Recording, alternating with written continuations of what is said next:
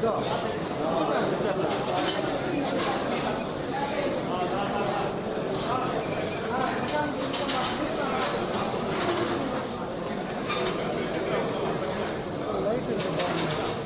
పక్కండి. Hello back side తప్పేయండి, ఆ door కూర్చోండి, అందరూ కూర్చోవాలి ప్లీజ్.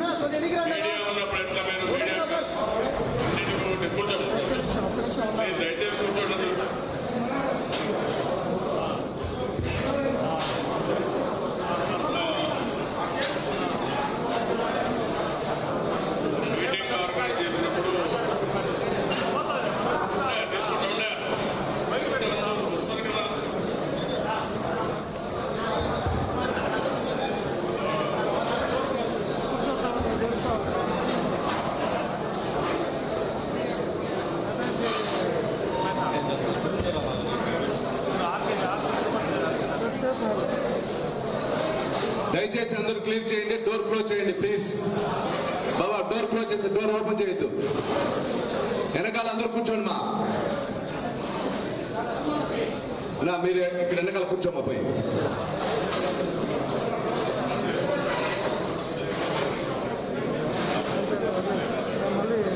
దయచేసి మనం అందరూ సెల్ ఫోన్ కూడా ఏరోప్లేన్ మోడ్ పెట్టుకోవాల్సిందిగా కోరుతున్నాం.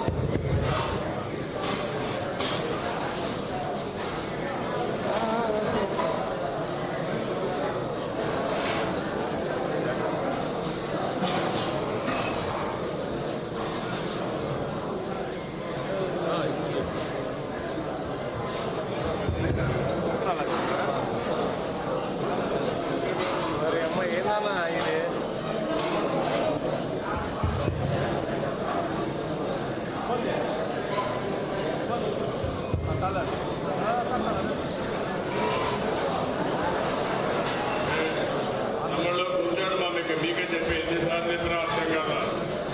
మన మీటింగ్ సక్సెస్ కావాలంటే పబ్లిక్ కూడా వెళ్ళాలి కదా, మెసేజ్ 2 నిమిషాలు ఓపెన్ పెట్టాలి కదా.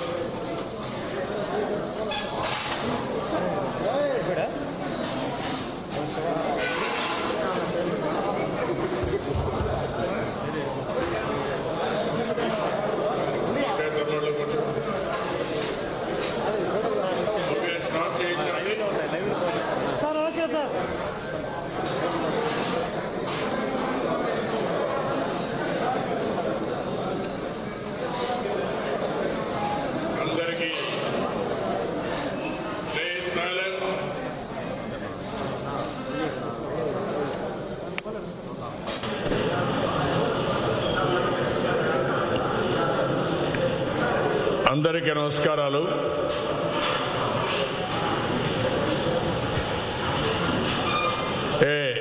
కూర్చోలేదయా, ఇంక కూర్చోలేయద్దు, డిస్టర్బ్ చేయొద్దు, వదిలేసి అక్కడికి.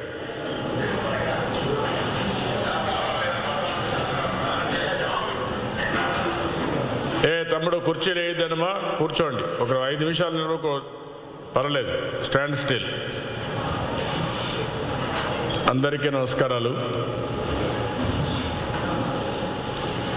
రాష్ట్ర ప్రజలందరికీ కూడా నా నమస్కారాలు. మొన్న నిన్న 2 రోజులుగా ముంపు ప్రాంతాల్లో పర్యటించాను. మొన్నంతా కడప జిల్లాలో తిరిగాను. నిన్న చిత్తూరు జిల్లాలో తిరుపతి ప్రాంతంలో తిరిగాను. ఇవన్నీ చూసిన తర్వాత వర్షాలు అనేటివి ఈ సంవత్సరం ఎక్కువ పడుతున్నాయని చెప్పి ఎప్పటి నుంచో స్పష్టత ఉంది. ఎప్పటికప్పుడు నవంబర్లో కూడా ఈ సంవత్సరం మొదటి వారంలోనే అన్ని రిజర్వాయర్లు ఫుల్ అయిపోయి అప్పటికే ఫ్లడ్స్ వచ్చాయి. ఆ తర్వాత మళ్ళీ 18వ తారీఖున చెన్నై నగరం, ఈ సంవత్సరం అయితే చెన్నై కూడా 2-3 సార్లు ఫ్లడ్స్ రావడం, సిటీ మొత్తం సఫర్ కావడం అయింది. దాని అనుభవంతో మళ్ళీ చిత్తూరు, నెల్లూరు, కడప ప్రత్యేకంగా ఎక్కువ డ్యామేజ్ అవుతుందని ఫోర్కాస్టింగ్ వచ్చింది. రాయలసీమలో కూడా వర్షాలు ఎక్కువ పడతాయని ముందుగానే ఫోర్కాస్టింగ్ ఇచ్చారు. ఈ సందర్భంలో అప్రమత్తం కావలసిన ప్రభుత్వం అనుభవ రాహిత్యం కానీ, లేకుంటే అహంభావం కానీ, లేకుంటే ప్రకృతితో ఆడుకోవడం కానీ, ఇవన్నీ కలిసి ప్రజలకు ఒక శాపంగా మారిపోయింది. ఎప్పుడు కూడా ప్రకృతి వైపరీత్యాలు చెప్పి రావు. అక్కడే ప్రభుత్వాల యొక్క సమర్థత తెలుస్తుంది.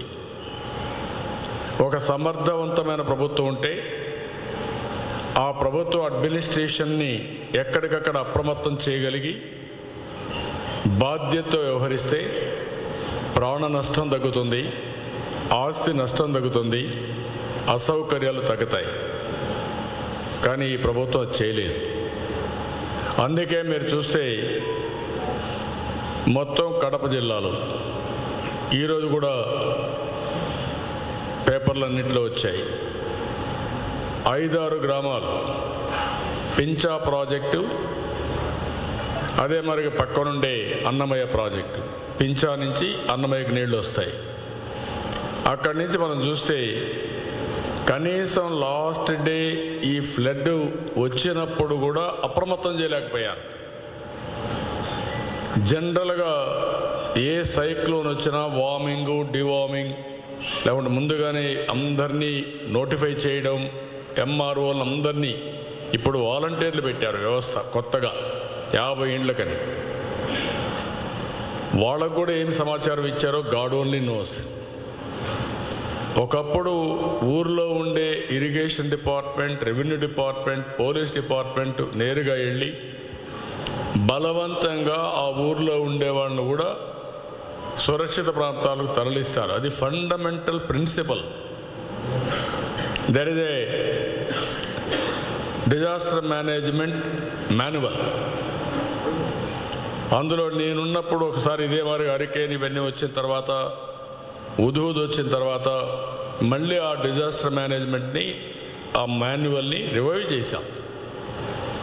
అలాంటిది బొత్తిగా చేయకుండా ప్రజల పాపానికి వదిలిపెట్టారు. నాసిరకం పనులు చేశారు. పించాలో కానీ అన్నమయ్యలో కానీ నాసిరకం పనులు చేశారు. ఇంకొక పక్కన అసెట్స్ మేనేజ్మెంట్.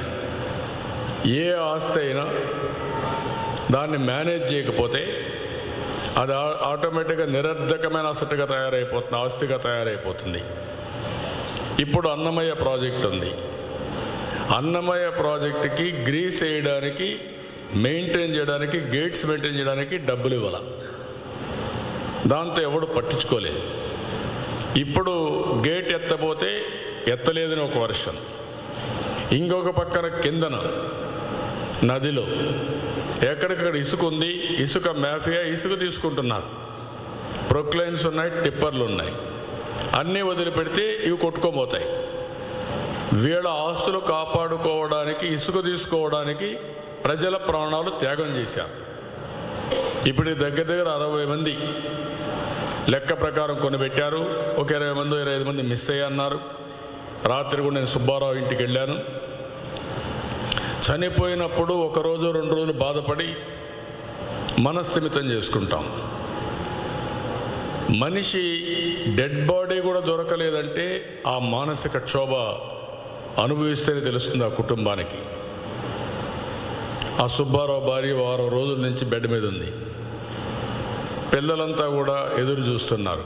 కనీసం మనిషి చనిపోయిన తర్వాత చివరి బాధ్యత మేము నిర్వహించలేకపోయాం, డెడ్ బాడీని రికవర్ చేయలేకపోయాం, అంత్యక్రియలు కానీ లేకుంటే ఫార్మాలిటీస్ పూర్తి చేయలేకపోయామని అందరూ బాధపడే పరిస్థితికి వచ్చింది. ఇలాంటివి ఆ రోజు కూడా నేను పోయినప్పుడు అక్కడ మొత్తం గ్రామాలు మీరు చూస్తే కడపలో పులపుత్తూరు కానీ ఇది కూడా పేపర్లో వచ్చింది. ఊరు ఊరు ఒక శిథిలావస్థకి వెళ్ళిపోయింది.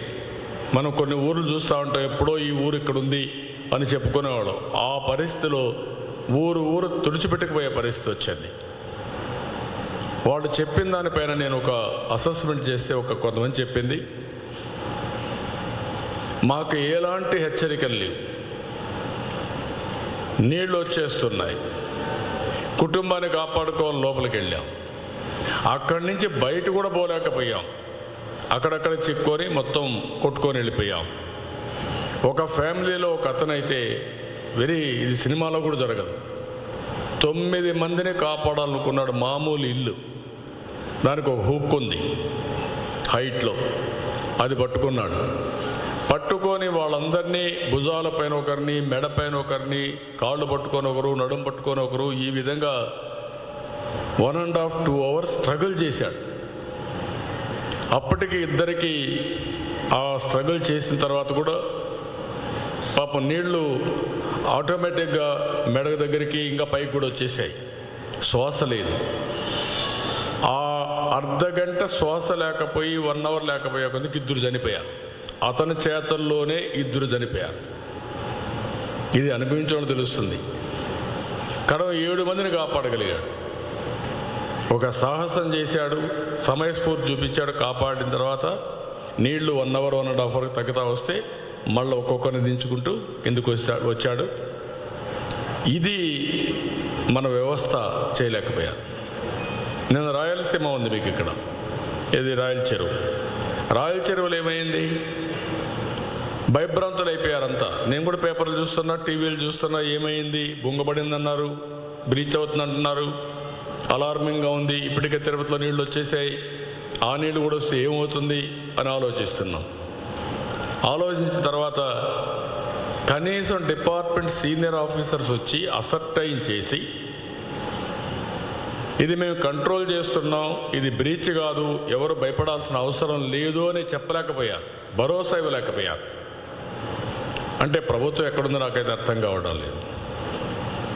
రెండోది మనం చూస్తే ప్రకృతి ఆడుకోవడం, అది డేంజరస్ ట్రెండ్. అది నిన్న ఏం జరిగింది, పెరమాళపల్లిలో ఒక చెరువు ఉంది, ఆ చెరువు బీచ్ అయింది. అక్కడి నుంచి పేరూరులో ఇంకొక చెరువు ఉంది, చిన్నప్పటి నుంచి మనం చూసామైంది, అది బ్రీచ్ అయింది. అది బ్రీచ్ అయిన తర్వాత ఎక్కడ రావాలి నీళ్లు, నేరుగా తుమ్మలగుంట చెరువుకు రావాలి. తుమ్మలగుంట చెరువుని క్రికెట్ స్టేడియంగా మార్చేశారు. అక్కడి నుంచి ఎక్కడే పోతుంది, స్వర్ణముఖిలోకి వెళ్ళాలి. స్వర్ణముఖిలోకి పోవలసిన నీళ్లు యూనివర్సిటీ దగ్గర నుంచి, ఎంఆర్ పల్లి దగ్గర నుంచి మొత్తం ఆటోనగర్ వరకు మొత్తం కొట్టిపారేసింది. అందులో ఆ నీళ్ళు వచ్చిన తర్వాత ఒక అతను ల్యాంకోలో పనిచేస్తూ వచ్చి నీళ్ళంతా రోడ్డు ఉన్నాయి కాబట్టి ఎట్లా పోవాలని అర్థం కాకుండా ఫుట్పాత్ ఎక్కి, ఆ ఫుట్పాత్లో ఏవైతే మాన్యువల్ అవన్నీ ఉంటే అవి లేకపోయే కొందికి జారిపడి అతను ఎక్కడికి పోయాడో ఇంకా దిక్కు తెలియదు. ఇది మీరు అక్కడ పెక్యులర్గా మీరు చూస్తే స్వర్ణముఖిలో ఫ్లడ్ ఉంది, అది కూడా కళ్యాణ్ డ్యామ్ ఇవన్నీ సరిగా ఆపరేట్ చేయాలి. ఏమవుతుందంటే 3/4 వాటర్ రిలీజ్ చేసేయండి. వాటర్ ఎక్స్పెక్టేషన్ మీకు తెలుస్తుంది, క్యాచ్మెంట్ ఏరియాలో ఎంత రెయిన్ పడతా ఉంది, ఎంత వర్షం పడితే ఎంత నీళ్లు అక్కడ రీజనరేట్ అవుతాయి, ఆ నీళ్లు ఎట్లా వస్తాయి, ఫ్లో ఎట్లుంటుందని ఒక క్లారిటీ ఉంది. అలాంటి మెకానిజం ఎప్పుడో ఎస్టాబ్లిష్ చేశాం. అలాంటివి వచ్చినప్పుడు అడ్వాన్స్గా రిలీజ్ చేసి ఉంటే అన్నమయ్య ప్రాజెక్టులో కానీ, పించా ప్రాజెక్టులో కానీ, లేకపోతే ఇక్కడుండే కళ్యాణ్ డ్యామ్ కానీ ఇవన్నీ చేసుంటే మనకి ఇబ్బందులు వచ్చేటివి కాదు. రిలీజ్ ఆఫ్ వాటర్లో పూర్తిగా ఫెయిల్ అయ్యారు. అడ్మినిస్ట్రేషన్ కుప్పగూలిపోయింది. ఇంకొక పక్కన రాయల చెరువుకి ఇంకొక ప్రాబ్లం కూడా ఉంది. రాయల చెరువు మనం చూస్తే ఎప్పుడూ ఇంత నీళ్లు రాలేదు, వచ్చాయి. వచ్చిన తర్వాత దాన్ని మేనేజ్ చేయడంలో అవసరమైతే సీనియర్ ఆఫీసర్స్ వెళ్ళి పెద్ద పెద్ద పంపులు కూడా పెట్టి ఉండొచ్చు కావాలంటే. మేము పెట్టాం, చాలాసార్లు పెట్టాం. నేను తిరుపతిని చూస్తే నేను వస్తున్నానని కొన్ని నీళ్లు లాగారు తప్ప నిన్నటికి కూడా పంపులు పెట్టి నీళ్లు లిఫ్ట్ చేయాలనే ఆలోచన ఈ ప్రభుత్వానికి రాలేదు. ఎందుకు ఈ మాట వాడుతున్నానంటే, ఎప్పుడైతే పంపులు పెట్టి వాటర్ అంతా లిఫ్ట్ చేస్తే మొత్తం ఈ బిజినెస్లు లేకపోతే షాపులు ఇవన్నీ కూడా క్లీన్ చేసుకొని యాక్టివిటీ స్టార్ట్ అయిపోతుంది, లైవ్లీహుడ్ స్టార్ట్ అయిపోతుంది. అది కూడా చేయలేకపోయారు. అంటే వీళ్ళకి ఆలోచన లేదా, అజం ఉందా, నాకైతే అర్థం కావడం లేదు. ఇవన్నీ కూడా చూసిన తర్వాత it is a clear cut government వైఫల్యం, మ్యాన్ మేడ్ స్ట్రాటజీ, ఇది మ్యాన్ మేడ్ మిస్టేక్. ఇది నేచర్ క్రియేట్ చేసింది ఒక ఎత్తు అయితే, ఆ నేచర్ని ఎదుర్కోవడమే కాకుండా వీళ్ళ అసమతతో మానవ తప్పిదం వల్ల ఈరోజు మొత్తం అతలాకుతలం అయిపోయింది. ఇది ఇట్లా జరుగుతూ ఉంటే ముఖ్యమంత్రి ఆనందంగా అసెంబ్లీలో పొగిడించుకుంటున్నాడు. ఎక్కడ అర్ధనాదాలు, అక్కడ పొగడతలు. Can you imagine this? మీకు పైశాచిక ఆనందం. వీళ్ళ ప్రజలు ఎక్కడికక్కడ కుటుంబ సభ్యులు పోగొట్టుకున్న వాళ్ళు, తిండి లేని వాళ్ళు, నీళ్లు లేని వాళ్ళు, లైవ్లీహుడ్ లేని వాళ్ళు, ఇక్కడ బాధలు. ఇది ఈ రాష్ట్ర పరిస్థితి. దీన్ని చాలా తీవ్రంగా నేను ఖండిస్తున్నా, గర్హిస్తున్నా. ఈ మానవ తప్పిదం పైన ఒక జ్యుడిషియల్ ఎంక్వైరీ చేయాల్సిన అవసరం ఉంది. ఎవరు ఫెయిల్ అయ్యారు? ఎక్కడ ఫెయిల్ అయ్యారు? ఎందుకు ఇన్ టైం వాటర్ రిలీజ్ చేయలేదు? ఎందుకు ప్రాజెక్టులు ఇన్ టైం గ్రీస్ అవన్నీ వేసి మెయింటైన్ చేయలేదు? ఎందుకు మీరు తుమ్మలగుంట్లో క్రికెట్ స్టేడియం పెట్టిన దానివల్ల ఆ నీళ్లు పోకుండా నేరుగా ఊరి మీద పడి ఇంత నష్టం జరగడానికి కారణం అవునా కాదా? ఇది కామన్ మ్యాన్ మాట్లాడుతున్నాడు. నేను అడుగుతున్నా, ఇవన్నిటిపైన జ్యుడిషియల్ ఎంక్వైరీ చేయాలి, వాస్తవాలన్నీ బయట రావాలి. ఎవరు తప్పు చేస్తే వాళ్ళని పనిష్ చేయాలి. బాధ్యత, జవాబుదారీతనం రావాల్సిన అవసరం ఉంది. అది రావడం కోసం నేను డిమాండ్ చేస్తున్నా. కానీ మాకు అధికారం ఉందని మీ ఇష్ట ప్రకారం మీరు పోతే తప్పకుండా ఎవరైతే మీకు అధికారం ఇవ్వడానికి దోహదం చేశారో వాళ్లే మిమ్మల్ని పాతాళాన్ని తొక్కేసే పరిస్థితి వస్తుంది. చాలా ఆవేశం ఉంది, బాధ ఉంది, కంట్రోల్ చేసుకోవాల్సి వస్తూ ఉంది. మొత్తం ప్రిపేర్నెస్లో ఫెయిల్ అయ్యారు, రిలీఫ్లో ఫెయిల్ అయ్యారు. ముందుగా అనుకుంటే ఈ బాధ వచ్చేది కాదు. ఓకే, కొంచెం పరిస్థితులు చక్కగా. 2, రిలీఫ్ ఇచ్చారా? ఎక్కడా కనపడ. ఒక ఎన్టీఆర్ మెమోరియల్ ట్రస్ట్ సుమారు 40,000 మందికి సహాయం చేశారు. ఎందుకు గవర్నమెంట్ చేయలేకపోయారు? ఎక్కడ క్యాంపులు పెట్టారు మీరు? నేను ఎక్కడ చూశాను, ఎక్కడ క్యాంపులే లేవు. అంటే ఏంటి మీ ఉద్దేశం? నాకైతే అర్థం కాదు. టీములే లేవు, టీములు లేవు, క్యాంపులు లేవు, పట్టించుకున్నవాడు లేడు. వాళ్ళ బంధువుల ఇంటికో ఎక్కడన్నా పోయి ఎవరన్నా షెల్టర్ ఇస్తే ఆ షెల్టర్ తీసుకున్నారు తప్ప ప్రభుత్వం ఒక పద్ధతి ప్రకారం టీములు పెట్టి ఇవన్నీ కూడా చేసి వారం రోజులైంది. వారం రోజుల్లో విశాఖపట్నం ఉదూద్ సైక్లోన్ వచ్చిన తర్వాత నార్మల్స్ తీసుకొచ్చాం. 250 కిలోమీటర్ స్పీడ్లో వచ్చింది విండ్. అలాంటి విపత్తునే ఎదుర్కొన్న సమర్థత ఉండే అడ్మినిస్ట్రేషన్ మంది. అలాంటి అడ్మినిస్ట్రేషన్ కుప్పగూలే పరిస్థితి వచ్చింది. 2, రిలీఫ్లో ఫెయిల్ అయ్యారు, రీహాబిలిటేషన్లో కూడా ఫెయిల్ అవుతున్నారు. ఒక క్లారిటీ లేదు. ఈ పక్క మనకు కపిల్ తీర్థం ఉంది, పైన అన్ని రిజర్వాయర్లు ఫుల్ అయిపోయినాయి, ఆ నీళ్ళన్నీ వచ్చాయి. ఆ రిజర్వాయర్లు కూడా ముందుగా కానీ వీళ్ళు ఆఫ్లోడ్ చేసి ఎప్పటికప్పుడు తగ్గించుకుంటా వచ్చుంటే ఇంకొంచెం ఫ్లడ్ తగ్గేది. అది కూడా చేయలేకపోయారు. ఇప్పుడు అందుకే నేను నిర్దిష్టంగా కొన్ని డిమాండ్స్ కూడా పెడుతున్నా. కపిల్ తీర్థం నుంచి కొండ పక్కనే ఒక కెనాల్ తీయాలి. ఎంత ఫ్లడ్ వచ్చినా ఆ నీళ్లు టౌన్ పైకి రాకుండా నేరుగా స్వర్ణముఖి తీసుకుపోయే ఏర్పాట్లు చేయాలి. రేపు బాలాజీ రిజర్వాయర్ వస్తే దాన్ని కూడా పెట్టచ్చు. అంతలోపల దీన్ని తీసుకుపోయి నేరుగా స్వర్ణముఖికి డైవర్ట్ చేయాల్సిన అవసరం ఉంది సేఫ్గా. This is number 1. Number 2, Rayalaseema Rayala Cheruvu కూడా తూములు మొత్తం over a period of time అన్నీ పోయినాయి. ఇప్పుడు ఎక్కడా లేవు, సర్ప్లస్ వేర్ లేదు, అవుట్లెట్ నీళ్లు పోయే పరిస్థితి లేదు. ఓన్లీ 2-3 ఈలు పెట్టి తూములు పెట్టి ఆ గేట్స్ పెట్టి ఇస్తున్నారు తప్ప ఇంకోటి కాదు. దాని మీద ఇమ్మీడియట్గా ఆ అవుట్లెట్లన్నీ రిపేర్ చేసి ఎంత వాటర్ వచ్చినా సర్ప్లస్ వాటర్ వచ్చినా పొలాల మీద పోకుండా ఆ నీళ్లు నేరుగా స్వర్ణముఖికి వచ్చే విధంగా చేయాల్సిన బాధ్యత ప్రభుత్వం పైన ఉంది. అది కూడా చేయాలి. ఈరోజు స్వర్ణముఖి పైన మొత్తం బ్రిడ్జెస్ అన్నీ కొట్టుకోమని మీరు పాపానాయుడుపేట చూడండి, తిరుచానూరు చూడండి, పక్కన దనపల్లి దగ్గర చూడండి, 4-5 బ్రిడ్జెస్, ఈవెన్ మంగాపురం దగ్గర అన్నీ కొట్టుకోమన్నాయి. అవన్నీ వార్ ఫుట్టింగ్లో మళ్ళీ రెక్టిఫై చేయాలి. చెక్ డ్యామ్స్ అన్నీ వెళ్ళిపోయినాయి. ఆ చెక్ డ్యామ్స్ వల్ల ఎక్కడికక్కడ మనకు గ్రౌండ్ వాటర్ రీఛార్జ్ అయింది, రైతులకు వాటర్ వచ్చింది, పొలాలకు వాటర్ వచ్చింది, అవన్నీ పోయినాయి. దాన్ని కూడా చేయాలి. ఇసుక మాఫియాని కంట్రోల్ చేయాలి. ఇష్టానుసారంగా డిస్క్రీట్గా 10 అడుగులు వాళ్ళ ఇష్ట ప్రకారం తవ్వేసిన దానివల్ల ఎక్కడైతే మనం బ్రిడ్జెస్ కట్టామో, చెక్ డ్యాములు కట్టామో, ఫౌండేషన్ లెవెల్కి వెళ్ళిపోయారు. వన్స్ ఫౌండేషన్ లెవెల్కి వెళ్ళిపోయినప్పుడు కొట్టుకోపోవడం చాలా ఈజీ అవుతుంది. సపోర్ట్ కూడా లేకుండా పోయింది. అది కూడా చేయాల్సిందిగా డిమాండ్ చేస్తున్నా. ఇంకొక పక్కన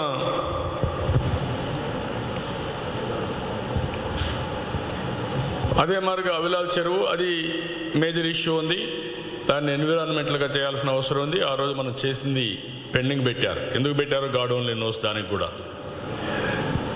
ఇక్కడ ప్రజలకు ఇవ్వవలసిన రిలీఫ్ కూడా చాలా తగ్గించేశారు, ఇష్ట ప్రకారం చేశారు. ఇంతవరకు ఒక జివో ఇష్యూ చేయాల. దగ్గర 8 సైక్లోన్స్ వచ్చాయి ఈ 2.5 సంవత్సరాల్లో. ఒక నిర్దిష్టమైన గైడ్ లైన్స్ కూడా ఇవ్వలేదంటే వీళ్ళు ఎగ్గొట్టడానికే ప్రయత్నం చేస్తున్నారు, కష్టకాలంలో ఉండే ప్రజలను ఆదుకోకుండా. ఇప్పుడు ఉదాహరణకు వరికి ఇంత మునుపు 20,000 ఇచ్చేవాళ్ళం, వీళ్ళు 15,000 తగ్గించారు. దాన్ని నేను ఇప్పుడు అడిగేది 30,000 ఇమ్మంటున్నా. కాస్ట్ ఆఫ్ లివింగ్ పెరిగింది, ఇన్ఫ్లేషన్ ఉంది, ఇవన్నీ ఉన్నాయి కాబట్టి 30,000 చేయాల్సిన అవసరం ఉంది. అరటికి 30,000 నేనున్నప్పుడే ఇచ్చాం, దాన్ని 25,000 తగ్గించారు. పెరుగుతుంది తప్ప ఈరోజు పులివెందల ఈ ప్రాంతం అంతా కూడా ఒకసారి అరటి చెట్లు పడిపోయిన తర్వాత మళ్ళా రైతు కోలుకోవాలి, చాలా కష్టం వస్తుంది.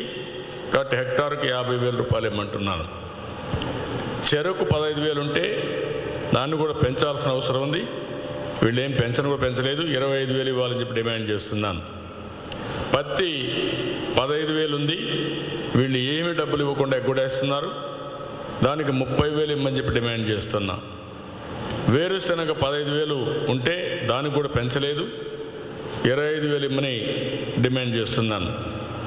జొన్న 10,000 ఉంది, వీళ్ళు 6,500 తగ్గించారు, దాన్ని 20,000 చేయాలి. మొక్కజొన్న 12,500 ఉంటే దాన్ని పెంచలేదు, అది 20,000 చేయాలి.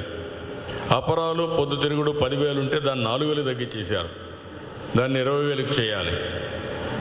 జీడి పంట 30,000 ఉంటే 20,000 తగ్గించారు. ఆ రోజు ఏదైతే శ్రీకాకుళంలో వచ్చినటువంటి తిత్లీ తుఫాను మీద నన్ను విమర్శించారు, జీడి పంట అంతా కాపాడుతామని.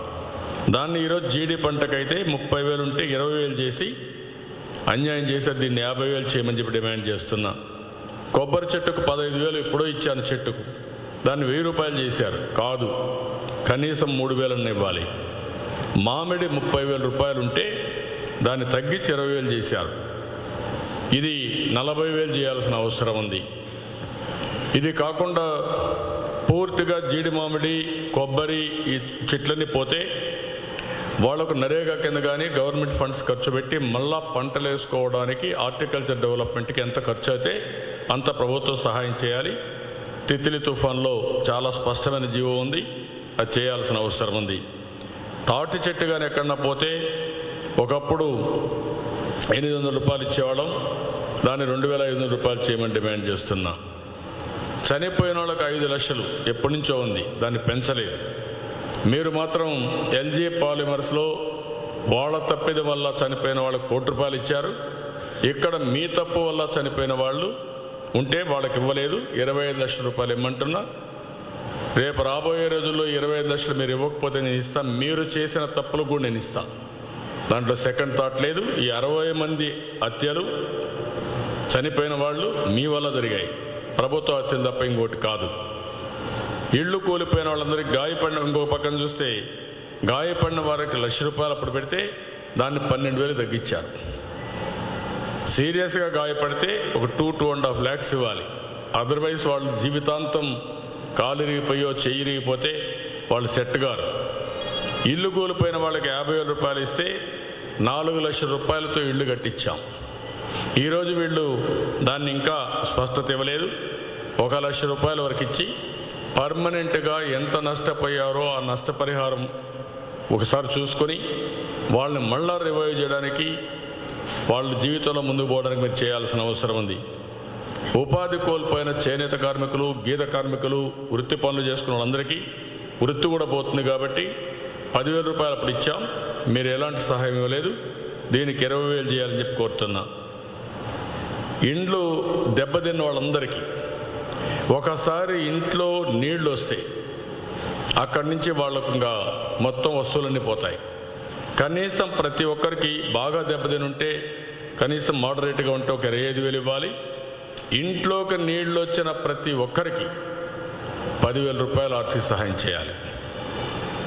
వస్తువులన్నీ పోతాయి, ఎలక్ట్రికల్ అవన్నీ ఎక్స్ట్రా, బట్టలు లేకుంటే వాళ్ళ ఇంట్లో నిత్యావసర వస్తువులు ఇవన్నీ తెరిచిపోయిన తర్వాత కనీసం కొనుక్కోవాలంటే ఒక ₹10,000 ఉండాలి. మరణించిన ఆవులకు, గేదెలకి ఒకప్పుడు 30,000 ఇచ్చేవాళ్ళం, ఇప్పుడు 40,000 ఇవ్వాలి. జెర్సీ ఆవు అయితే 50,000 ఇవ్వాల్సిందిగా డిమాండ్ చేస్తున్నా. గొర్రెలు, మేకలు చనిపోతే 3,000 ఇచ్చేవాళ్ళం, కనీసం ఒక ₹6,000 ఇస్తే ఇప్పుడుండే కాస్ట్లో పనికి వస్తుంది. పశువుల షెడ్లకు ఒకప్పుడు ₹10,000 నష్టపరిహారం ఇచ్చి వాళ్ళకు పూర్తిగా షెడ్ కట్టించాం. దాన్ని ₹25,000 చేయాలి. అదే మరిగా 4 పశువులు ఉంటే ₹1,00,000, 2 లక్షలు, లేకుంటే మోర్ దెన్ 5-6 ఉంటే వాళ్ళకు ₹5,00,000 పెట్టి షెడ్లు కట్టివ్వాలి. కట్టించిన మేము షెడ్లు కట్టించిందని కూడా డబ్బులు ఇవ్వలేదు. అది నరేగాలో మొత్తం పనులు ఇస్తే పేదవాళ్ళు కట్టుకుంటే దానికి కూడా డబ్బులు ఇవ్వలేదు. ఇది ఇమీడియట్గా ఇవ్వాల్సిన అవసరం ఉంది. కోళ్ల పరిశ్రమకు ఒకదానికి ₹150 ఇచ్చాం. బ్రాయిలర్ కోడికి ₹75 ఇచ్చాం. ఈరోజు నేను ₹250 కోడికి, బ్రాయిలర్ కోడికి ₹100 ఇమ్మంటున్నా. అదే మరిగా పౌల్ట్రీ షెడ్కి ఒక ₹50,000 ఇచ్చి మళ్ళా లోన్స్ అన్నీ కూడా ఇప్పించి వాళ్ళని కూడా రివైవ్ చేయాల్సిన అవసరం ఉంది. ఇది కాకుండా తోపుడు బండ్లు, చిన్న చిన్న షాపులు, చిన్న చిన్న వ్యాపారస్తులు పూర్తిగా నష్టపోయారు. ఉదుగు తుఫాన్లో నేను మొత్తం ఇన్సూరెన్స్ కూడా ఇప్పించిన తర్వాత ఎవరైతే నష్టపోయారో వాళ్ళందరినీ రివైవ్ చేశాం. తోపుడు బండ్లు రివైవ్ చేశాం, చిన్న చిన్న షాపులు రివైవ్ చేశాం, వ్యాపారస్తులకు ఇన్సూరెన్స్ లేకపోతే వాళ్ళని రివైవ్ చేశాం. అవన్నీ చేశాం. కనీసం చిన్న చిన్న వ్యాపారాలు చేసే వాళ్ళకు ఒక ₹20,000 ఇచ్చి, పెద్ద పెద్ద వ్యాపారాలు చేసే వాళ్ళు కూడా వాళ్ళతో ఒక మీటింగ్ పెట్టుకొని వాళ్ళు ఏమి నష్టపోయారు, ఏ విధంగా ఇవ్వగలుగుతారు, ఏ విధంగా సెట్ చేస్తారో చేయాల్సిన అవసరం ఉంది. అక్వాకల్చర్కి 30,000 ఇచ్చాం. ఇప్పుడు ₹50,000 మినిమం హెక్టార్కి ఇవ్వాలి. అదే మరి ఇంకొక పక్కన అడవులకి ఎక్కడన్నా పోతే ₹1,00,000 ఇచ్చాం. ఇప్పుడు ₹2,00,000 ఇమ్మన్నాను. ₹4,000 చేశాడు. నేను చేతి వృత్తులను ఆదుకుంటానని గొప్పలు చెప్పిన పెద్ద మనిషి ₹1,00,000 నుంచి ₹4,000 తెచ్చాడు. ఇంకొక పక్కన పూర్తిగా దెబ్బతిన్న పడవలకి 6 లక్షలు ఇచ్చాం. ఇవి 90% కాదు, 100% మీరే కొనివ్వాల్సిన అవసరం ఉంది. వలలకు అప్పుడు 10,000 ఇస్తే ఇప్పుడు 2,000 ఇస్తానంటున్నాడు, 2,100 ఇస్తానంటున్నాడు. ఇది కరెక్ట్ కాదు. ₹20,000 ఇవ్వాలి. అదే మరి కొత్త వలలు కొనుక్కోవాలంటే 75% లేకుంటే 100% సబ్సిడీతో ఇవ్వాలి. అదే మరి నూతనంగా పడవలు కొనుక్కోవాలంటే మొత్తం పోయి ఉంటే ఒక ₹5,00,000 ఇచ్చి వాళ్ళని ఆర్థిక సహాయం చేసి పూర్తిగా కొనుక్కునేటికి చేయాలి. నేను హుదూదులో కానీ తిత్లీలో కానీ ఎక్కడ విపత్తు వచ్చినా వాళ్ళకందరికీ ఇమ్మీడియట్గా నెక్స్ట్ డే క్యాంపులు పెట్టిన తర్వాత క్యాంపుల్లో ఉంటే ఓకే, క్యాంప్ అయిన వెంటనే ఇంటికి నిత్యావసర వస్తువుల సరుకులన్నీ ఇచ్చాం. బియ్యం 25 కేజీలు ఇచ్చాం. కొన్ని సందర్భాల్లో 50 కేజీలు ఇచ్చాం. చేనేత, గీత ఇలాంటి వృత్తిపరంగా ఉంటే వాళ్ళందరికీ 50 కేజీలు ఇచ్చాం. ఇప్పుడు 20 కేజీలు ఆ మార్గం ఇస్తున్నారు. కాదు, 25 కేజీలు ఇవ్వాల్సిందిగా డిమాండ్ చేస్తున్నా. కందిపప్పు ఆ రోజే 2 కేజీలు ఇచ్చాం, ఇప్పుడు 3 కేజీలు ఇవ్వాలి. పామాయిల్ 1 కేజీ ఇచ్చాం, ఇప్పుడు 2 కేజీలు ఇవ్వాలి. బంగాళాదుంపలు అప్పుడు 3 కేజీలు ఇచ్చాం, ఒక 5 కేజీలు ఇవ్వాలి. ఉల్లిపాయలు 2 కేజీలు ఇచ్చాం, కనీసం 3 కేజీలు ఇవ్వాలి. పంచదార కేజీ ఇచ్చాం, ఒక 2 కేజీలు ఇవ్వాలి. కెరోసిన్ అప్పట్లో 5 లీటర్లు ఇచ్చాం. కరెంటు పోతే దానికి కాంపన్సేషన్ కింద కరెంటు వచ్చే వరకు మీరు కూడా ఇవ్వాల్సిన అవసరం ఉంది. కారప్పొడి హాఫ్ కేజీ, ఉప్పు ఒక హాఫ్ కేజీ ఇచ్చాం. ఈ 2 కూడా 1 కేజీ చొప్పున ఇవ్వాలి. ఇప్పటి వరకు ఒక స్పష్టత లేదు. ఒక దగ్గర 1000 రూపాయలు ఇస్తున్నారు, ఒక దగ్గర 20 కేజీలు ఇస్తున్నారు, ఒక దగ్గర వీళ్ళు ఇష్టం వచ్చినట్టు చేస్తున్నారు. ఇది కరెక్ట్ కాదు. మీరు ఒక స్పష్టత ఇవ్వండి. నేను 96, 97 ఆ ప్రాంతంలో హరికేన్ తుఫాను వస్తే ఈస్ట్ గోదావరిలో నేను పేపర్లో యాడ్ ఇచ్చాను. ప్రతి ఒక్క కుటుంబానికి ఇవన్నీ ఇవ్వాలి, దిస్ ఈజ్ యువర్ రైట్, మీరు ఎంటైటిల్డ్, మీరు డిమాండ్ చేసి తీసుకోమని చెప్పి నేను యాడ్ ఇచ్చాను. ముఖ్యమంత్రి Jagan Reddy everyday full page ad ఇచ్చుకున్నాడు సాక్షి పేపర్లో. దీనికి ఇవ్వండి, దానికి కాదు కావాల్సింది. తప్పుడు వార్తలు రాయడానికి యాడ్ ఇచ్చుకోవడం కాదు. మీరేమి ఇస్తారో ప్రజల్లో చైతన్యం తేవాలంటే, ట్రాన్స్పరెన్సీ ఉండాలంటే ఇక్కడ ఇవ్వాల్సిన అవసరం ఉంది. ఏమి ఇస్తారో ఇవన్నీ చెప్పండి మీరు. కాబట్టి ఇవన్నీ చెప్పి మేము చాలా స్పష్టంగా ఈ ప్రభుత్వాన్ని చేస్తున్నాం. ఈ ముఖ్యమంత్రికి రంగులేసుకోవడానికి 4000 కోట్ల రూపాయలు ఖర్చు పెట్టాడు. రంగులు తీయడానికి మళ్ళీ ఒక 2000 రూపాయలు ఖర్చు పెట్టాడు. నిన్న కూడా మేము కట్టినటువంటి ఇవి వేస్ట్ ఎనర్జీ ప్లాంట్స్కి రంగులు వేసుకోవడానికి సిగ్గు కూడా లేకుండా డబ్బులు ఖర్చు పెడుతున్నారు.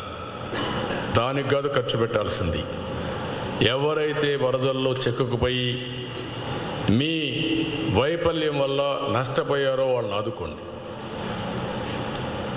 డబ్బులు సద్వినియోగం చేయమని, ట్రెషరీని సద్వినియోగం చేయమని కోరుతున్నా. ఈ ప్రాంతంలో కొన్ని ఎక్కడైతే భయంకరమైన పరిస్థితులు, నీళ్లు రావడం లేదు ఇప్పటికి కూడా. వాళ్ళంతా మామూలుగా ఫోన్ చేస్తే మీరు ట్యాప్ వాటర్ తాగండి, ఏదో ఒకటి తాగండి. కొంతమంది అయితే మరీ బెదిరిస్తున్నారు ఆఫీసర్ కూడా. ఏంటి ఇది కొత్త సంస్కృతి, నాకైతే అర్థం కాదు. ఏంటి పదే ఫోన్ చేస్తారు, ఏం పని లేదా మీకని. కొంతమంది గట్టిగా అడిగితే వాళ్ళ ఇంటికి పోయి దౌర్జన్యాలు చేస్తున్నారు.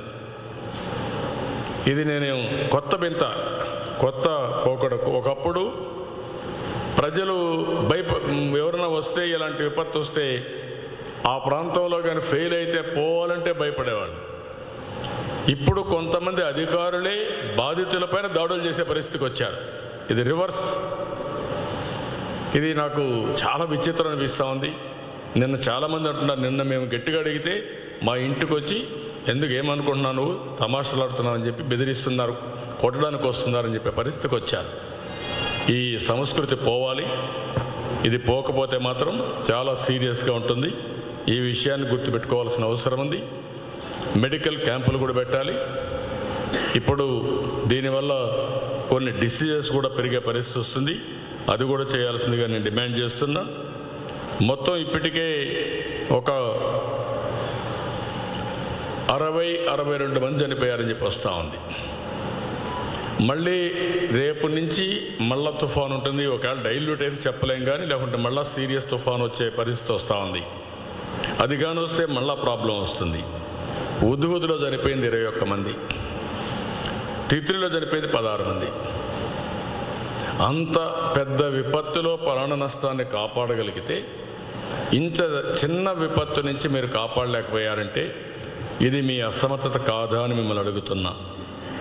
ఇలాంటివన్నీ కూడా కొన్ని దగ్గరైతే తుఫాన్లో నష్టపోయిన రైతులకి సిగ్గేస్తుంది చెప్పాలంటే కూడా 10 రూపాయలు, 20 రూపాయలు, 30 రూపాయలు ఇచ్చారు. బీడీ ఖర్చులకా దేనికి ఇచ్చారు? నాకు 10 రూపాయలు నష్టం జరుగుతుందంటే రైతుకి. ఇప్పుడు ముఖ్యమంత్రి చెప్తున్నాడు ఏమని, మీరెవ్వరు కూడా వరి పంట వేయొద్దని అంటున్నారు గవర్నమెంట్. వరి పంట వేయొద్దు, వేరే పంటలకు నష్టపరిహారం ఇవ్వద్దు. చిత్తూరులో ఏం జరిగింది? మామిడి రైతులు రేట్లు పడిపోయి మొత్తం వస్తే వాళ్లతో ఆలోచించబడి ఇక్కడ ఉండే రాజకీయ నాయకులు దాన్ని కూడా ఎక్స్ప్లాయిట్ చేసుకొని డబ్బులు చేసుకొని తిరిగి తెలుగుదేశం పార్టీ పైన బ్లేమ్ చేసే పరిస్థితికి వచ్చారు. అవి మానండి. ఇంకా 24 గంటల తెలుగుదేశం పార్టీ పైన పని ఏడవడం కంటే 2.5 సంవత్సరాలు అయింది. మీరు చేసే పనులు చెప్పి ప్రజల్ని మెప్పించండి, కానీ ఇష్ట ప్రకారం మా పైన దాడులు చేయడమో కేసులు పెట్టడమో చేస్తే మాత్రం మీకు చాలా సమస్యలు వస్తాయి. నేను ఇప్పుడు కూడా చెప్తున్నా మళ్ళా ఆఫీసర్ని, వరదల కోసం మేము బయట వస్తే కూడా కేసులు పెట్టే పరిస్థితికి వస్తున్నారు. మీరు సర్వీస్ చేయరు, సర్వీస్ చేసే వాళ్ళ పైన తప్పుడు కేసులు పెడతారు. నిన్న రాయల చెరువుకు ముందు రోజు వైఎస్ఆర్ కాంగ్రెస్ నాయకులు చోటా మోటా అందరూ వెళ్ళారు. నేను వెళ్తానంటే మా జిల్లా పార్టీ ప్రెసిడెంట్కి నోటీసు పంపిస్తున్నారు మీరు పోవడానికి లేదని.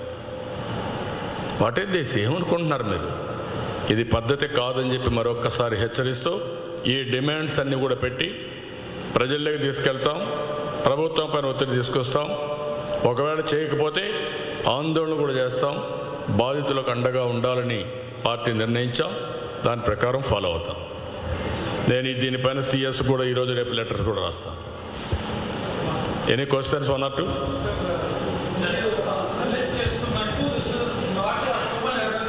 మైక్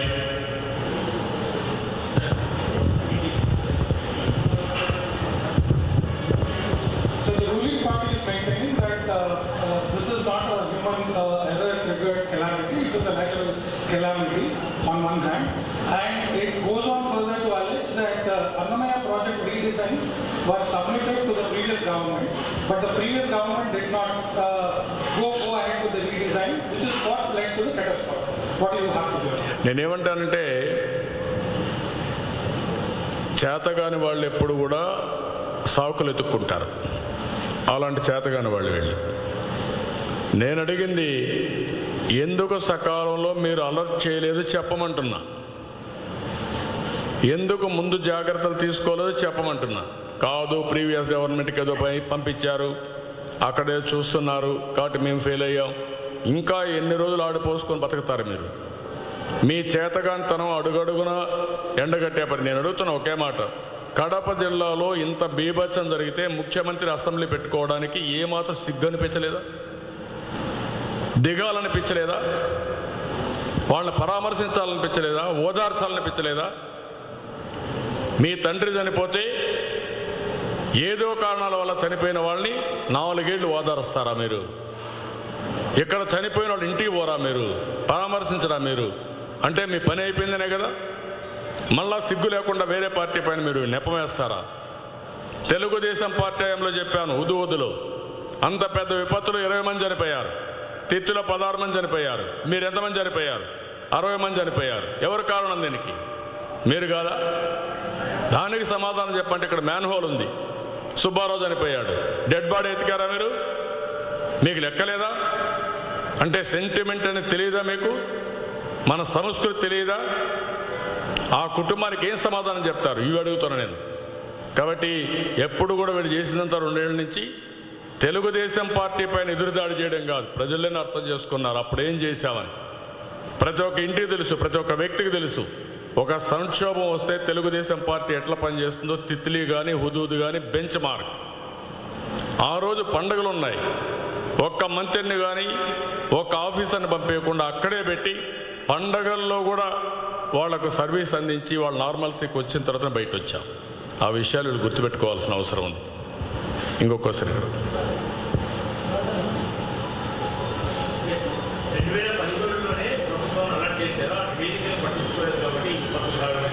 అదేనాయా నేను చెప్పేది, నువ్వు అర్థం ఇనయ్యా 2 ఏళ్ళు గాడిదలు కాసావా? 2.5 years గాడిదలు కాసావా? ఏం చేసావా నువ్వు? ఏం మాట్లాడతావు? అడిగేవాళ్ళు కూడా మీరు అక్కడ అడగాల, నీకు కూడా భయం. అందుకే 2430 పేపర్ల మీద ఆంక్షలు పెట్టినా మీరేం చేయలేకపోయారు. గుర్తుపెట్టుకోండి ఇవన్నీ. నన్ను క్వశ్చన్ చేయడం కాదు, నన్ను క్వశ్చన్ చేసే అర్హతే లేదు వీళ్ళకి. ముఖ్యమంత్రిగా ఉన్న అంటే 1995 నుంచి 2004 వరకు ఉన్న డివిజనల్ హయాంలోనే 44 చెరువులు ఆక్రమణకు తిరుపతి చుట్టూ. నేనేమంటానంటే తిరుపతిలో ఇన్నయ్య, తిరుపతిలో ఏం పెట్టాం? సుందరీకరణ పెట్టాం, సిటీ ఆఫ్ ట్యాంక్స్ అని పెట్టాం. ప్రతి ఒక్క చెరువుని మోడర్నైజ్ చేయాలనుకున్నాం. హైదరాబాద్లో చెరువులన్నీ మోడర్నైజ్ చేసింది నేనే. ఇన్నయ్య నువ్వు చెప్తున్నావు అప్పుడు, ఇన్నయ్య ఇన్నయ్యా, ఎప్పుడన్నా చెప్పావు అప్పుడు నువ్వు? ఇప్పుడు మాట్లాడతారు, మీకేం రైట్ ఉంది? ఒక రాజకీయ పార్టీని ఇది. అప్పుడు ఏం చేసి గాడిదలు కాసావా? దున్నపోతలుగా మేపుతున్నావా? అప్పుడు ఎప్పుడన్నా చెప్పావు నువ్వు? అప్పుడు చెప్పలా. ఇప్పుడు నేను చెప్తున్నా, తుమ్మలగుంట మీరు ఎన్క్రోచ్ చేశారు, ల్యాండ్ గ్రాబింగ్ చేశారు, తిరుపతి చుట్టుపక్కల ల్యాండ్స్ అని కబ్జా చేస్తున్నారు, మీ అంతు చూస్తామని చెప్తున్నా. వదిలిపెట్టను. ఆ రోజు జరుగుంటే చెప్పే యాక్షన్ తీసుకో యాక్షన్. నువ్వే కదా గవర్నమెంట్లో ఉన్నావు. నేను లేస్తే ఏమవుతున్నావు చెయ్యి. ఎవడొద్దన్నాడు? చేత కదా నీకు? యాక్షన్ తీసుకో. నేను వద్దన్నానా?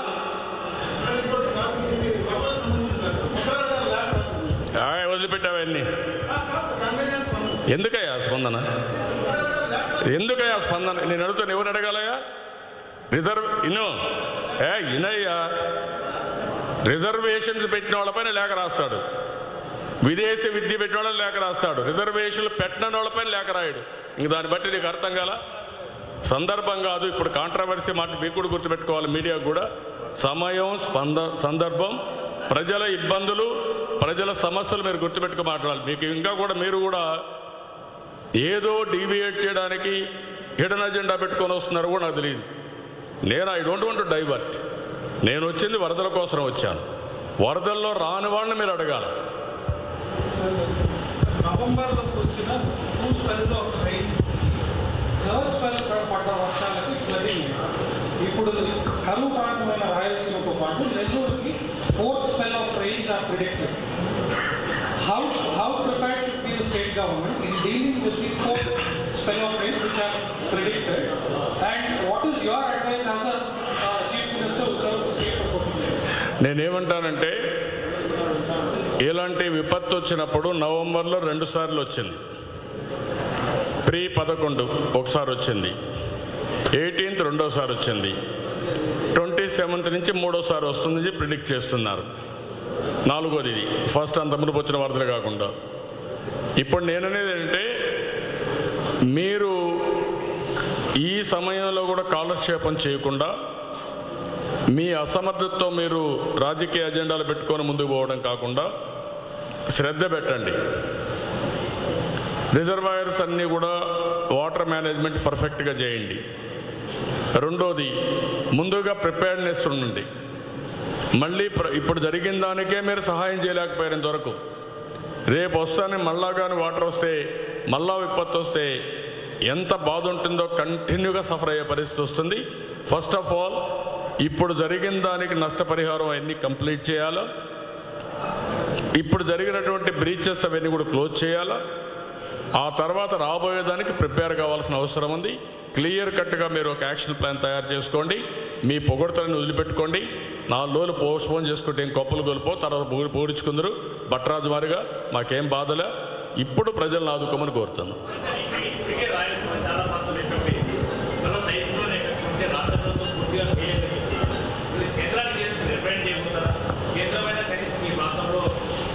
అంటే కొన్ని సమస్యలు కేంద్రానికి మనం కంప్లైంట్ చేసా. యాజ్ ఎ ముఖ్యమంత్రిగా నేను చెప్పేది ఏంటంటే, విపత్తులు హ్యాండిల్ చేయాల్సిన బాధ్యత అడ్మినిస్ట్రేషన్ ఉండేది రాష్ట్ర ప్రభుత్వానికే ఉంటుంది. కేంద్ర ప్రభుత్వం ఆర్థిక సహాయం చేయడం, ఆ సమయంలో కొన్ని లిబరల్గా గ్రాంట్స్ ఇవ్వడం, హెల్ప్ చేయడం వాళ్ళు చేయగలిగేది. దానికి మనం డిమాండ్ చేస్తున్నాం లిబరల్గా ఆదుకోమని. అదే సమయంలో ఎవరైతే యాక్ట్ చేయాలో వాళ్ళు చేయకపోతే దాన్ని మీరు నేను అందరం కూడా బాధపడడం తప్ప, సఫర్ కావడం తప్ప ఇంకోటి కాదు. దానిపైన అవేర్నెస్ తేవడమే బెస్ట్ మెథడ్. కేంద్రం కూడా ఉదారంగా రావాలి. రాష్ట్ర ప్రభుత్వం అడిగిన దానికి డబ్బులు ఇవ్వాలి. మళ్ళీ మీరు కూడా సూపర్వైజ్ చేయాలి, గైడ్ చేయాలి. మీ డిజాస్టర్ మేనేజ్మెంట్ ఫోర్స్ అంతా కూడా పంపించాలి. ఎక్కడికక్కడ పొజిషన్ చేయాల్సిన అవసరం ఉంది. రాష్ట్ర ప్రభుత్వంలో ఉండే పెద్దలందరికీ తోబలుకుతున్నా, ఫోటోల కోసం పనిచేయొద్దండి. హెలికాప్టర్లో వీళ్ళే తిరిగేస్తూ ఉన్నట్టు ఎందుకు హెలికాప్టర్ తీస్తారు నాకైతే అర్థం కాలేదు. వై యు ఆర్ అంటే ఇది మిస్యూజ్ ఆఫ్ ఇది తప్ప, ఇది యాక్షన్ తప్ప, ప్రిటెన్షన్ తప్ప ఇది కాదు. హెలికాప్టర్లు ఉండేది ఏదైనా ఫుడ్ కానీ ఏరియల్ మొత్తం రెస్క్యూ ఆపరేషన్లకి ఆ ప్రాంతంలో పోలేనప్పుడు ఫుడ్ కానీ మెటీరియల్ కానీ డంప్ చేయడానికి ఉంటాయి తప్ప వీళ్ళు తిరగడానికి కాదు. ఆ విషయం గుర్తుపెట్టుకోవాలి. Chief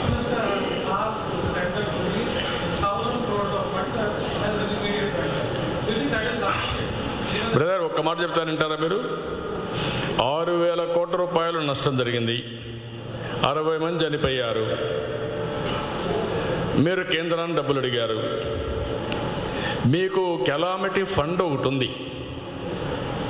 కెలామిటీ ఫండ్లో రాష్ట్రం కేంద్రం రెండూ కలిపి ఆ కెలామిటీ ఫండ్ కింద మనం బడ్జెట్లో పెట్టుకుంటాం. మీరు ఇది ఖర్చు పెట్టిన తర్వాత వాళ్ళు రీఎంబర్స్ చేస్తారు. మీరు ఎంత ఖర్చు పెట్టారు ఇప్పటికీ? 10 కోట్ల, 5 కోట్ల?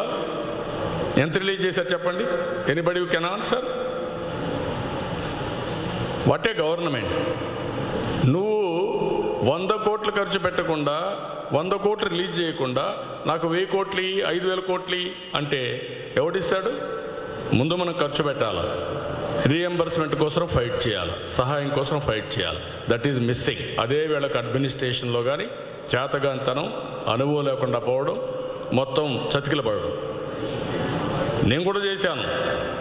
దేవేగౌడ ఉద్దురైతే ఎన్ని హరికేన్స్ తుఫాన్లో దేవేగౌడ తీసుకొచ్చాను. కానీ ఆయన కోసం నేను వెయిట్ చేయాలి. 24 అవర్స్ 48 అవర్స్లో మొత్తం రోడ్స్ అని క్లియర్ చేయించాను. ఉద్దులో ప్రధానమంత్రిని తీసుకొచ్చాం, నరేంద్ర మోడీ తీసుకొచ్చాం, చూపించాం. అదే సమయంలో ఆయన కోసం నేను వెయిట్ చేయలేదు. మొత్తం డబ్బులు ఖర్చు పెట్టి వారంలో నార్మల్స్ తీసుకొచ్చాం. అది తీసుకొస్తూనే డిమాండ్ చేయాలి, ఫైట్ చేయాలి. అది బొత్తిగా లేదు ఇక్కడ. నేను ఫస్ట్ టైం చూస్తే 2 కోట్లు 4 కోట్లు నాకే సిగ్గు అనిపించింది. 4 కోట్లు అండి ఇచ్చేది. ఎవరన్నా మిమ్మల్ని ఏమనుకుంటారండి? ఇంకోటి కూడా ఉంది ఇక్కడ. ఎప్పుడు కూడా డిజాస్టర్ వచ్చినప్పుడు ఆల్ ఎగ్జంప్షన్స్, ఫాస్ట్ ట్రాక్ ఎక్స్పెండిచర్కి మళ్ళీ గవర్నమెంట్కి రాయాల్సిన పని లేదు. గవర్నమెంట్ గైడ్లైన్స్ ఇస్తే గైడ్లైన్స్ ప్రకారం ఉండే గైడ్లైన్స్ యాక్ట్ చేయాల్సిన బాధ్యత జిల్లా అడ్మినిస్ట్రేషన్ పైన ఉంది. రిలీఫ్ ఇప్పుడు ఇన్ని కేజీలు ఇచ్చా ఒక జీవో ఉంది. ఆ జీవో ఇన్ఫోర్స్. మళ్ళీ దాన్ని తగ్గించి ఇవ్వడం, ఎక్కువ ఇవ్వడం అది నీకు డిస్క్రిప్షన్ లేదు, అది ఇమ్మీడియట్గా ఇవ్వాలి. ఇవన్నీ ఉన్నాయి. ఆ విషయం మీరు గుర్తుపెట్టుకోవాల్సిన అవసరం ఉంది. ఇక్కడ నేను ఏంటంటే కొంతమంది దాన్ని కూడా తప్పడతారు. భట్రాజ్ అనేది ఒక కమిటీ, ఆ కమ్యూనిటీని ఎప్పుడు కూడా నేను అవమానించే పరిస్థితి రాదు. పొగిడించుకోవడం తప్పు. ఆ మాట మాట్లాడాను. నేను ఎప్పుడైనా సరే ఏ కులమైనా సరే నేను చాలా జాగ్రత్తగా ఉంటాను. కానీ అసెంబ్లీలో జరిగేది చూసిన తర్వాత వీళ్ళు పొగిడించుకోవడం చూసిన తర్వాత బాధ వేస్తుంది. అన్ని కులాలను రెస్పెక్ట్ చేయడంలో తెలుగుదేశం పార్టీ ముందుంటాం, ఇప్పుడు ఉంటాం, భవిష్యత్తులో ఉంటాం. అందరి యొక్క ఆత్మగౌరవాన్ని కాపాడుతాం.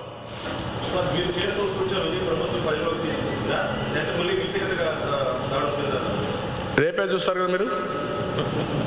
రేపేం చేస్తారు? ఇప్పుడు నేను తిరగతానే ఎప్పుడో రిపోర్ట్ ఉందని తీసుకొచ్చారు. రేపటి నుంచి నేను ఇవన్నీ చెప్పాను. దీనిపైన మేము ఆందోళన చేస్తాం. దేనికి ఆందోళన చేస్తాం? ప్రజల కోసం చేస్తాం. మేము ప్రజల కోసం ఆందోళన చేసే హక్కు కూడా ఆ పొజిషన్కి లేదనమాట. మేము కూడా వీళ్ళకు భజన చేయాలి. బ్రహ్మాండంగా చేశారని పొగిడితే మమ్మల్ని కూడా అభినందిస్తారు. అప్పుడు కూడా కేసులు పెడతారు, తెలియదు. ఆ పరిస్థితిలో ఉన్నారు. ఇది ఎక్కువ రోజు జరగవు. వేసమ్మా 4-5 కమిటీలు తిరుగుతున్నాయి రాష్ట్రమంతా, ఈ ప్రాంతాలన్నీ తిరిగిన తర్వాత వాళ్ళు రిపోర్ట్ ఇస్తారు. నేను ఫస్ట్ హ్యాండ్ ఇన్ఫర్మేషన్ ఉంది. ఈరోజు కొన్ని డిమాండ్స్ పెట్టాను. ఈ డిమాండ్స్తో ప్రజల్లోకి వెళ్తాం. ఈ సాధించే వరకు పోరాడతాం.